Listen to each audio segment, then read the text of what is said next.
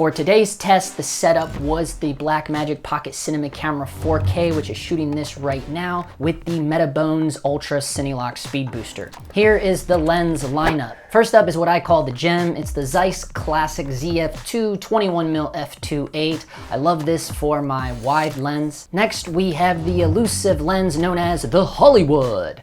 This is a Contax AEG 28mm f2, beautiful, beautiful lens. Next, we're looking at the gimbal monster, a AEJ Contax Zeiss. It's a 35mm f2.8, aka the Traveler. We do have a super speed in our set. It's a Contax MMJ 50mm f1.4. I call it the Razor. And finally, the classic, a Contax AEG 85mm f2.8. I've also included the workhorse lens, the Sigma Art 18 to 35mm f1.8, just so we can compare something a little more modern against these vintage Zeiss lenses.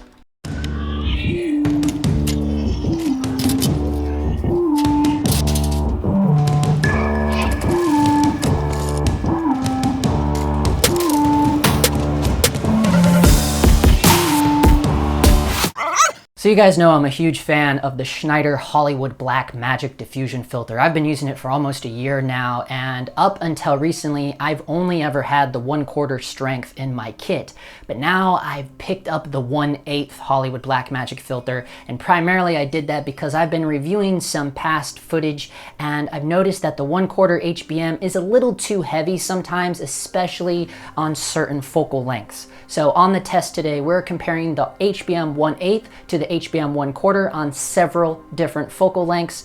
And also we're going to be comparing both of those densities to the equal densities of classic soft filters as well. So if you missed my video from a few weeks back, I already did a full comparison and review of the entire Schneider classic soft filter kit from 1/8 all the way up to number 2. So if you missed that, there will be a link to it down in the description below. I've also included a bokeh test in today's video, and that's because I want to see what the different strengths of HBM are doing to our bokeh in the background. This is a huge misconception I see across YouTube, and I'm gonna tell you guys straight up right here, right now, I don't care what diffusion filter you're putting on the lens, it all affects your bokeh in one way or another.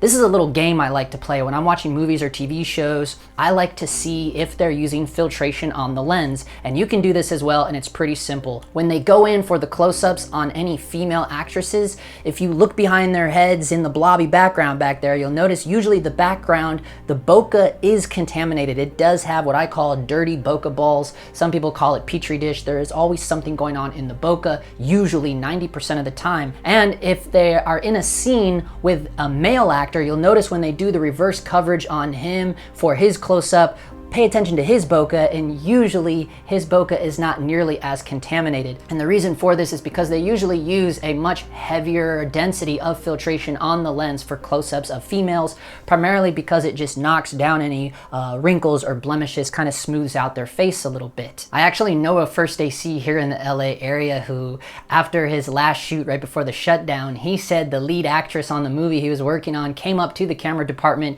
and she personally requested that they use a classic soft 1 on all of her close-ups. So again, if you missed my complete review of that entire classic soft Schneider kit, there's a link down in the description below. One last note about today's test is when you're watching these comparisons, keep in mind that I mainly just did very minor color correction tweaking and really just brought the raw image up to a normal Rec 709 look, because I do also believe that this video could serve as a nice reference for anyone who's looking to create their own set of vintage Zeiss lenses and maybe are concerned about, oh, should we mix different eras and serial numbers and things of that nature. One little heads up before we get into this, I wanted to put this on your guys' radar. These new little fairy string lights, you'll see them in the test today. This is insane. Marianne actually found these. She bought these for her meditation room, and I saw them and I was like, whoa, wait, let me see that real quick.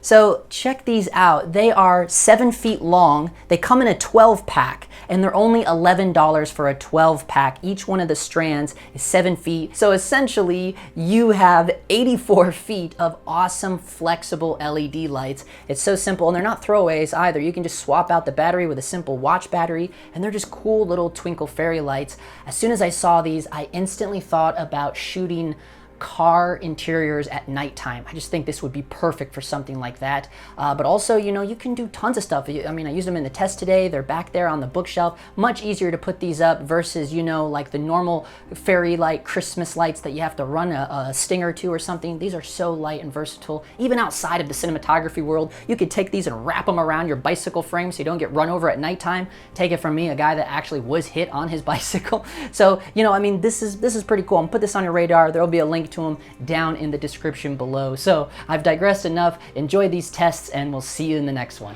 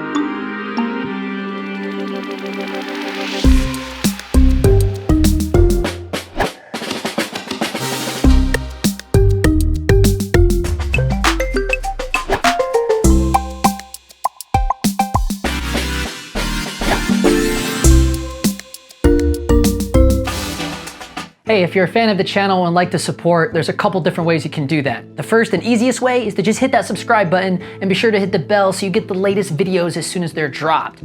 But if you want to go above and beyond that and be a part of a daily filmmaking conversation, then I invite you to join the Dog Times community over on Patreon. That is where once a week I release an exclusive members-only video breaking down projects, talking gear, and sharing real-world experiences as a DIY indie filmmaker in Los Angeles. But my favorite part about the Patreon is the conversations happening over on Discord. That is where you will be connected with like-minded filmmakers and have instant access to learning ways to improve your own skills so you feel more confident about working on set as a professional. So welcome to the Dog Times community, and I'll chat with you soon.